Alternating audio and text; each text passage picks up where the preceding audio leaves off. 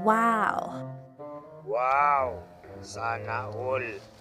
Tuyo ang ulam, pero maraming pera. Di ba, Papa, marami kang pera? Ba't ayaw mo bumili ng masarap na ulam? Ano? Pag bumili kasi tayo ng ulam, hindi tayo yayaman.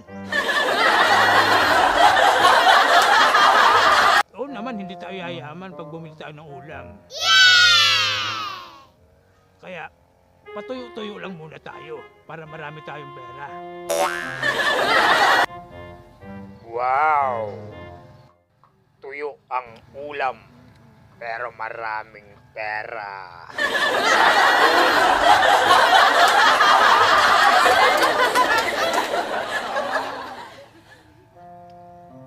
Papa, bibili ka ba ng kotse kapag marami na yung pera mo? Ano? Bibili ng kotse? Eh, mababawasan yung pera natin. Kaya, hindi tayo bibili ng kotse o sasakyan. Paano? Kasi mauubos yung pera natin. Hindi tayo yayaman. Wow! Tuyo ang ulam. Marami namang pera. Sana all.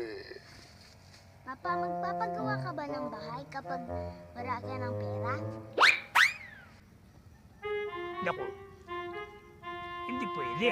Mauubos yung pera natin. Kaya kailangan, hindi natin gagastusin yung pera para yumaman tayo. Di ba? Papa, ano gagawin mo sa pera mo? Siyempre, ibabaon natin sa lupa para hindi manakaw. O di ba? Mayaman na tayo nun. Pa, ibili mo na naman ako ng laruan. Marami ka namang pera eh. Ano? Laruan mo? Oo. Eh, ano eh? Mababawasan yung pera natin pag bumili ako ng laruan mo.